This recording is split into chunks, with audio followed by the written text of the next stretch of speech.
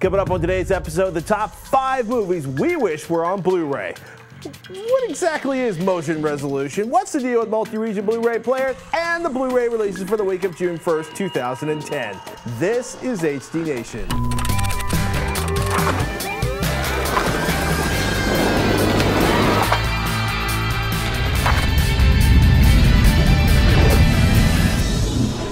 HD Nation. Today's episode is brought to you by GoDaddy, Netflix, and GameFly. Welcome to HD Nation. I'm Robert Herron. And I'm Patrick Norton. HD Nation is your guide to the best in HD content and the best in home theater gear, no matter what your budget is. Blu-ray, online, satellite, cable, over the air. If it is in HD, we like it. So what's up in the news this week?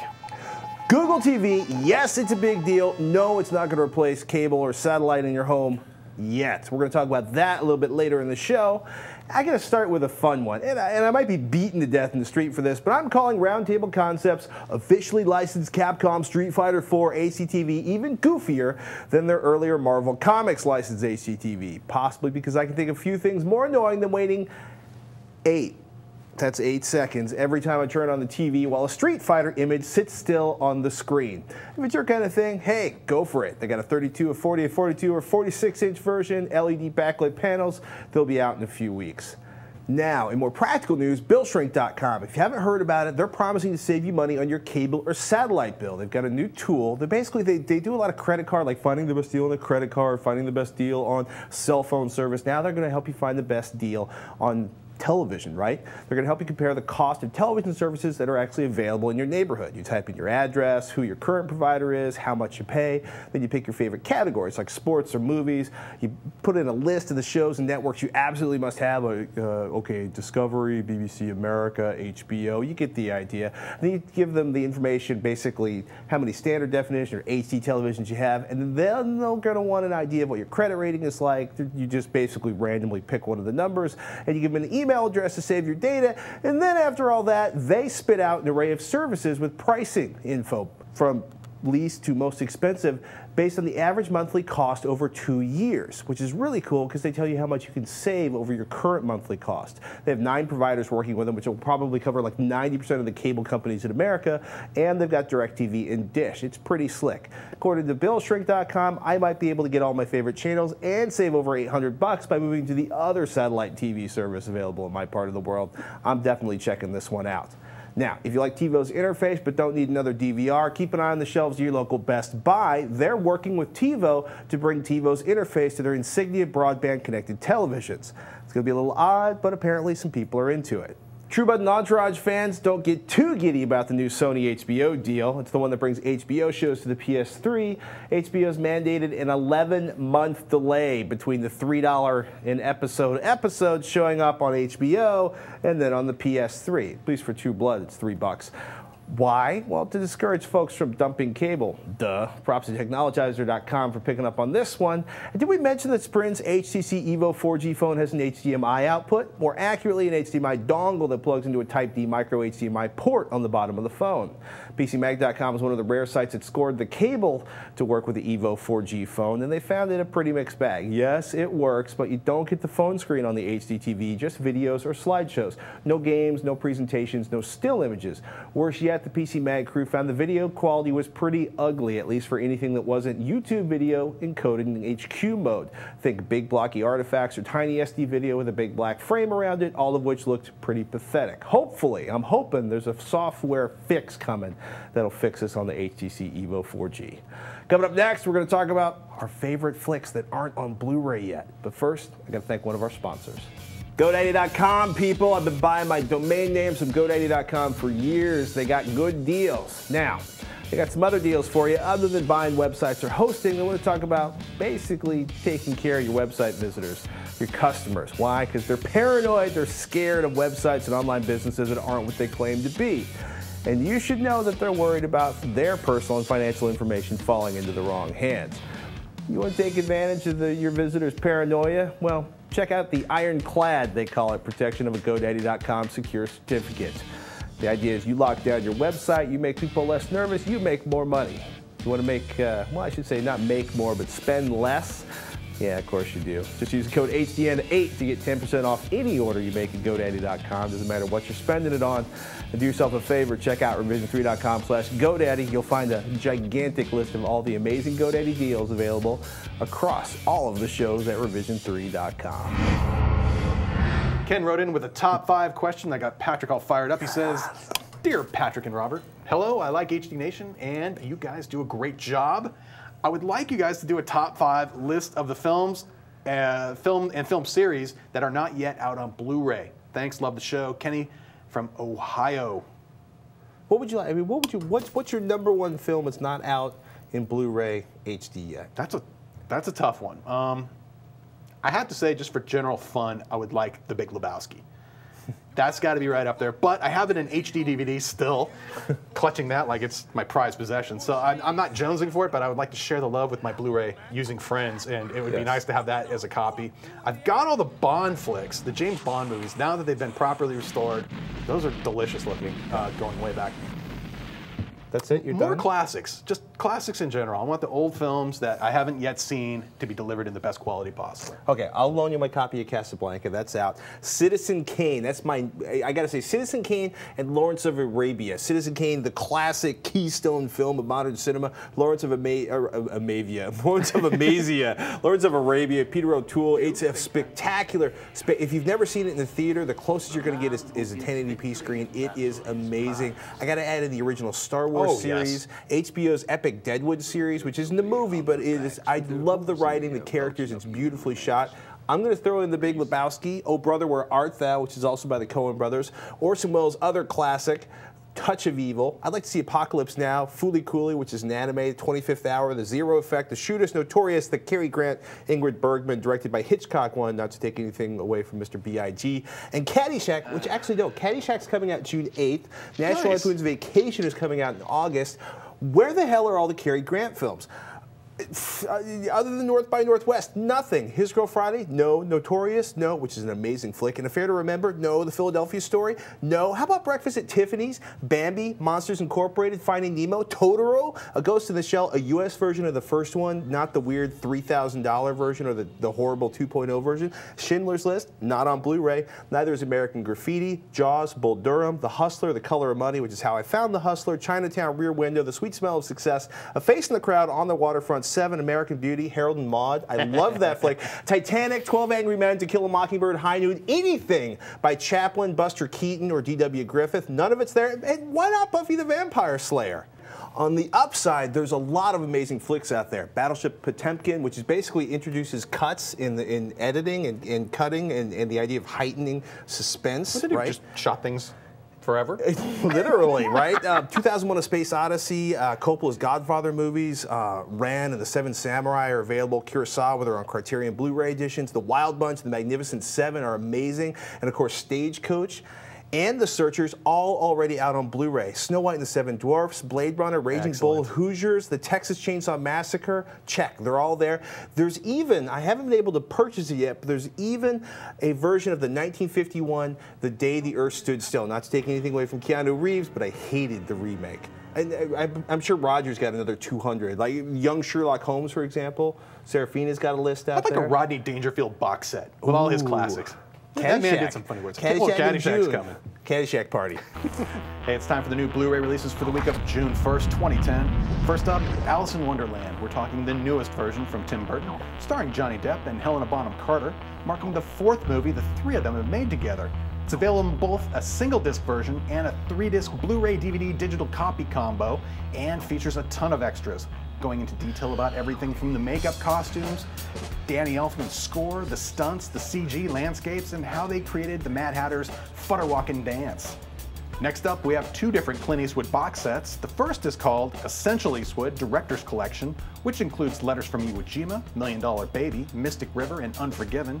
And the second set is called simply Clint Eastwood Collection, which includes those 4 movies along with Absolute Power, Dirty Harry, Gran Torino, Kelly's Heroes, The Rookie, and Where Eagles Dare. That's more Eastwood than I can handle at once, but if you know an Eastwood fanatic whose birthday is coming up, this should be high on your list. Or you can buy any of those movies separately, because every film in that collection that hasn't been already released in Blu-ray is being released on its own this week as well. That includes The Rookie and Absolute Power, while Where Eagles Dare and Kelly's Heroes are being released together as a double feature. Other new Clint Eastwood releases that aren't in the box sets include Heartbreak Ridge, The Man with No Name trilogy, and another double feature, The Enforcer and Sudden Impact. Also released this week is Life from the BBC, 4 discs and 10 hours of footage from the people who brought you Planet Earth. This series is available in both the UK and US versions. The cinematography is the same, and the only difference is the narration. The Brits get David Attenborough, and the Americans get Oprah Winfrey. I haven't seen either version, but based on the Amazon reviews for each, the general consensus seems to be to stick to the original UK version. Other releases this week include Bad Boys, 2010's The Stranger, 2005's War of the Worlds, Wild Things Foursome, and The Wolfman. It's time to thank one of our sponsors, Netflix. With more than 12 million members, Netflix is the world's largest subscription service, streaming movies and TV episodes over the internet and sending DVDs by mail.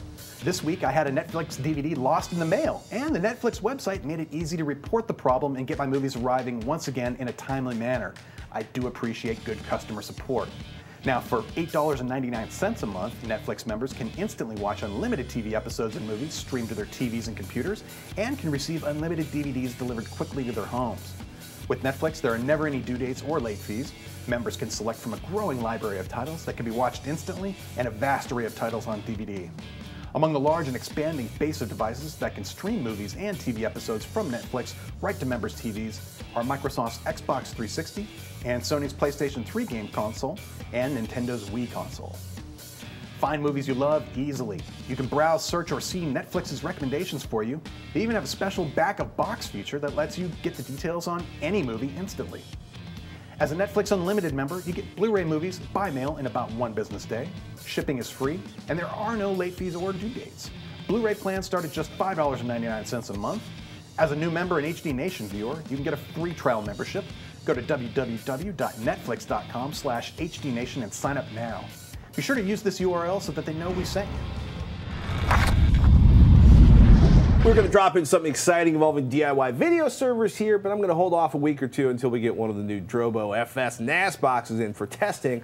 I'm curious how it holds up. Roger's stepping in. Yes, we're going to fire up some of your burning questions, and this one comes from Ben in Philadelphia. He writes, "Hey guys, Google TV was announced last week. The space for information and entertainment continues to get more and more crowded and dizzying to navigate. Can you guys provide some context on how Google TV will really benefit us, the user, and how it may affect other companies currently in the space, such as Boxy, Microsoft, Roku, PlayOn, etc.? Thanks, Ben in Philadelphia." Oh my goodness. Ben, did you say dizzying to navigate? Because that's a lot of what Google TV is about. Beyond, say, tapping into the $70 billion a year spent on TV advertising, that's almost 3 times what's spent annually in internet advertising. Google TV basically wants to be the ultimate search bar that lives on your HD TV screen. And it's funny you mentioned, like, he talks about all these different sources, right? Home theater PCs, Roku boxes, the Boxy box, which still hasn't shipped yet, Popcorn Hour, you know, PS3, Xbox 360.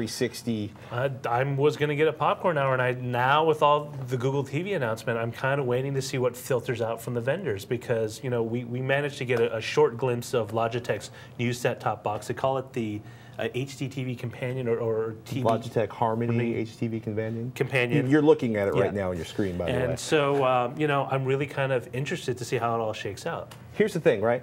Google TV is more of a software platform than an actual hardware device, kind of like Android for phones. Companies like Sony, Logitech, Dish, all this fall are going to deliver devices with Google TV integrated into them. And by 2011, you can pretty much assume dozens of others will follow with the Google TV software, kind of a variation of Android built into their hardware. All of the different devices, whether in Logitech's Harmony or a Sony HDTV or whatever it is, will have an Atom processor, Wi-Fi, Ethernet, a dedicated GPU for graphics, which means 1080p video won't be a problem even for Flash, Bluetooth, IR, and will support a keyboard and mouse along with regular traditional TV-style wand remotes. Most of these devices will work with your cable or satellite box, not replace it. The Dish box, of course, is going to be a replacement for your existing Dish DVR. So you will actually have to strap or pull out the little IR blaster for your variety of set-top boxes, which, you know, once you put them in place and you tape it down, not such a big deal. But it is kind of a clumsy system. But remote controls are kind of a clumsy system. It is, and you know what? As much as I like, being able to search, I'm not really sure. I'm not convinced that a keyboard is probably the best way to interface for, I don't know, search on the couch. I know you like using your laptop and you like using. I type fast, so I hate spending the time going bing bing bing bing bing bing bing bing bing. Okay, that's the first 2 letters of Star Wars. Bing bing bing bing bing bing bing bing bing bing bing bing. Hey, if they can get the voice activation, I could say, Google TV, find me Star Wars. That would be epic. That totally brings us into the 21st century. And this is me not holding my breath waiting for that in the transporter. Look, it's almost as likely, though, over time that Google's going to do direct deals with companies like Netflix for their content. I wouldn't be surprised if they start doing deals bringing other kinds of content directly to your box. Google, they're big, they have money. Now, like at its core, at least for now, it's all about bringing Google-style search to TV. That means everything that people associate with Google. Search, image, video, everything. Yeah, literally. So there's a search bar from program listings, your cable company, along with all the video Google can find on the web, which includes YouTube because they own it, which Google TV will then play in a Chrome browser built into the software, and yes, it will support Flash. And it will support Android apps you normally find on an Android Power phone. Now we begin to see kind of an someone told me about this, the amplification of the living room space, which is weird. And now that's just the beginning, because there's a lot more we don't know until it ships, and we can all rumor until the cows come home, but they're just rumors. Come September, we'll know a lot more. Exactly. Now, given the blistering pace of Android phone development, you can actually expect things to change rather quickly instead of having things shift on an annual basis. Now, I wouldn't be surprised to see Google trying to do a full a la carte television delivery system in the near future. Yeah. Hopefully, they'll do it with channels and not just a particular show. I don't know. I don't know. There are certain channels people are glued to. I'm sure they'll offer both offers. And if Britt, if you're out there at Google, we would love to have you on HC Nation to do a demo of Google TV. Or we'll come to you. We'll drive down to Mountain View. Do you have sports packages, sci-fi packages? We'll bring ice cream. Food packages? Connor writes in, hi, I was wondering if there was a Blu-ray player on the market that supports multi-region for Blu-ray so I can play Region A Blu-rays here in the UK. Thanks, Connor. Oh boy. Fortunately, Connor, most Blu-ray discs still lack region codes, though I'm sure you're looking to play back some movies released in the US long before they arrive in the UK. Now, we haven't seen a lot of activity in this area, though there are very sketchy developments or electronic shops in major cities that still sell or hack region unlocked players, and we've seen them for sale on eBay, often quality Oppo models. Yeah, before you drop the cash on a so-called modified box on eBay, the ones that cost twice what they do from Oppo, you might want to check closely at the fine print to make sure it actually works with both Blu-rays and DVD region unlocking, and scout around sites like multi-region.net to decide if you want to try swapping in a region-free firmware for a player on your own. As far as I know, the only ones I've seen where there's sort of like out in the wild firmware hacks are LG and Oppo models. The thing is, if the demand is there, you'll probably start seeing more models roll out, and this happened with DVD. Initially, pretty much all the discs were region locked, but as a lot of people overseas were finding out, all the big releases were happening in the US first, so there were local companies that were releasing tweaked models that allowed you to do multi-region, and I can see the same thing happening here. Yeah, it's just part of the issue is HDCP licensing is a little bit more tightly monitored than anything that was ever done. Oh, believe me, I've seen all the gadgets for that stuff. Yeah. Here's a question near and dear to Mr. Chang's heart. Comes from Glenn. He says, hey guys, great show. Keep up the good work. Thank you, Glenn. He would like to know your thoughts, Mr. Chang, on the Blackmagic Design Intensity Shuttle. He's interested in this product so that he can capture PS3 gameplay through his HDMI port. Love the show. Glenn in apparently Malta. What do you think, Roger? All right, so in my experience with a lot of these HDMI capture devices, typically they support the HTTP security protocol, so that means any content that is locked down with that will not be able, you won't be able to capture. Now with the PS3, in my experience, is that I haven't been able to do that with gameplay or movies. Now I understand on the Xbox 360 that only applies to movies and not gameplay. However, the shuttle does also support component inputs, so if you don't have any luck with HDMI, switch over to component, you'll be limited to 720p or 1080i, but you know what, with even 1080i is better than dealing with SD. Yeah, and component video in most cases is almost indistinguishable from the HDMI port. Pretty much. In most of these games, you know, granted the PS3 can do 1080p, most of these games are usually written around the 720p just to take advantage of the fact that the machine doesn't have to process as high resolution textures and therefore speed things up a little bit. Yeah, so basically HDMI port capture probably not going to happen, especially on the PS3, but component is a way to do it. Coming up next, thank you, Mr. Chang. Sure. Coming up next, your HDTV shopping, you see motion resolution on the box. Want to know what that means? Stay tuned, that's coming up next. But first, let's thank one of our sponsors, GameFly. It is the largest online video game rental service. You want to rent video games? This is a place to go that will amaze you because they got over 7,000 new and classic titles across all consoles and handhelds. This is a pretty good deal. $16 a month, GameFly members can rent 1 to 4 games at a time. You get to keep them for as long as you like. It's a lot better than, say, spending $60 in a game and finding out you bought a pile of crap. There are no late fees at GameFly, no due dates, the shipping is always free, so spend as long as you want, getting up to the 80th level Weasel in that new video game. Once you're done playing, send it back and GameFly is going to send you the next available game on your list. And if you really like the game, you can click Keep It. GameFly is going to sell you the disc at a discount, and they're going to send you the case and manuals free of charge. Sound like a good deal? It gets even better. If you're an HD Nation fan, you can score a 2-week free trial. Just go to gamefly.com/HDNation. Some restrictions do apply. See the site for details, and please support HD Nation by supporting our sponsors like gamefly.com/HDNation. Hey, we got an email from Tom who asked, I'm looking at Panasonic's line of plasma TVs, and a few of the models state a moving picture resolution of 1080 lines. It's not a common spec, so could you please explain a bit more? I'm also considering Sony's LCD TVs, but a previous 1080p model, the V4000 series, only had 300 lines of motion resolution. It sounds bad, but is it? Signed, Tom. What is that? Motion resolution. The particular test that Panasonic uses was created by basically the plasma industry. So I would say there's some bias to it in that it might be, perform a little bit better on plasma displays than it would, say, an LCD display. Essentially, this particular test they're talking about consists of a scrolling test pattern, basically very thin lines, and as they are scrolled across the screen, you look for where, as the lines come together to form more and more fine detail, where those details blur together. And to be more subjective about it, they actually use a camera mechanism, a digital camera that's mounted in front of the screen, and it watches that pattern go by, and if it sees all the details blur together, then it knows it failed. If it sees distinct detail patterns, it says it passes. That data is captured by a PC device. Still, there are issues with tests like these in the sense that they are using a still pattern that's moving.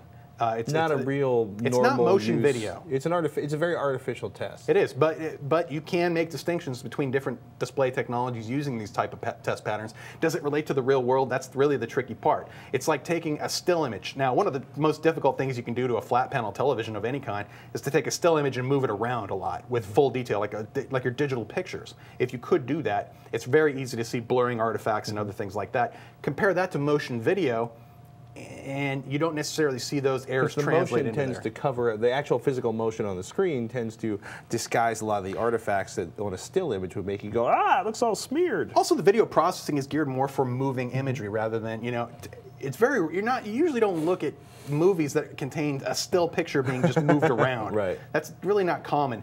However, people do pay attention to these specs. And Ken Burns documentaries aside. If I'm deciding on a TV, say in the plasma field, or in the plasma line, I would take one that does offer full resolution support. I would want it to support that, even though it might not apply to every situation. I'm thinking there's probably a good crossover with gaming performance when you're using some of the latest console games and moving that kind of imagery around. So given the choice of having more motion resolution, go for it. Yeah, and I also find that these 240 hertz, 120 hertz technology for LCDs can help improve those results that you get with that test that honestly was developed mostly to test plasma displays. Finally, Lloyd wrote in, I purchased a Samsung LN850 46-inch LCD with 120 hertz refresh, and I was thinking about upgrading to a newer LED Samsung set. Would I notice much of a performance jump if I upgraded to a Samsung LED from my current 850 series Samsung LCD? Lloyd, who's doing some serious shopping. Telling you. Well, assuming that the panel he's talking about is the A850 series television, that's part of Samsung's 2007 lineup. Not terribly old. But the big difference would be LED backlighting in an LCD TV. That's essentially what you'd be looking forward in terms of upgrading from what you currently have right now, which is, I believe, a fluorescent lit system. Now, with LED TVs, the two things you have to deal with right now are how they're lighting that screen. There's currently a battle between edge-lit systems, where they put the LEDs around the edge of the screen to create the light source, and direct-lit, where they use a grid of LEDs behind the screen. I would think the grid system would be more even than the edge-lit system. It can be. They have done some amazing things in terms of taking light that's shining in from the sides and evenly distributing that across the screen. Initially, the first edge-lit systems were horrible looking. Uniformity issues were the big deal, big disappointment really. Poor black levels too. It was really more of a muddy looking gray than a good dark black that you would see. The newer edge-lit systems are so much better than they used to be. However, the big thing, I'm afraid that the direct lit LED grid systems that are used in some of the TVs today are going to go away because simply for manufacturing costs. The primary reason is you can use far fewer LEDs to light up an edge lit system than you would need for a grid-based system. That's mainly the cost. To keep the cost down, most manufacturers are going to switch to an edge-lit design. Other new features, though, for a new TV to consider would be internet connectivity. Do you want some new plugins or the ability to add applications that do things like stream video to your TV directly rather than have that in a separate device? Also, contrast performance. Just about every year, you're going to see a good bump in the overall picture quality of picture contrast, especially compared to, say, a 3-year-old TV versus what you would get today. So that would be a couple reasons to upgrade. Is it going to be night and day? I don't think so. I don't think you're really going to see a night and day difference, especially considering the age of your TV. And I've had time to mess with that particular TV quite a bit, tested it extensively, and I'd still say it should hold up pretty well. But you know what? If it's burning in your pocket and you have to swipe that card on something, I don't know. I gotta say, you wait 6 months, there's always something new. Well, probably close to a year. It seems like you wait a year on HDTVs. If it's a 3-year-old TV, he would probably notice a nice improvement in image quality at this point, I think, with some of the newer models. But if a 10 in image improvement is going from SD to like a 720p or 1080p, this is going to be like a 3. Probably. In terms of like jump in quality. Most definitely. But it's the other features too, and maybe there's a style thing involved as well. Could be other factors, but just straight picture quality, maybe not so much. Not a huge increase. We hope you guys enjoyed this episode of HD Nation. As always, we want to know what you think, so send us your comments, your questions, your suggestions. Fire them all out to hdnation@revision3.com. Hey, be sure to catch us on YouTube as well. You can find our channel at youtube.com/TechHD, TEKHD. You can also find links regarding everything we've talked about in today's show in the show notes at hdnation.tv. We also got all the links so you can subscribe to the show. So if you're not getting the latest episode of HD Nation delivered straight to your doorstep or your set-top box or wherever you want it, go sign up and get a subscription, dude. That's right. Subscribe and watch. And until next time, thanks for watching. I'm Patrick Norton. And I'm Robert Heron. We'll see you next week.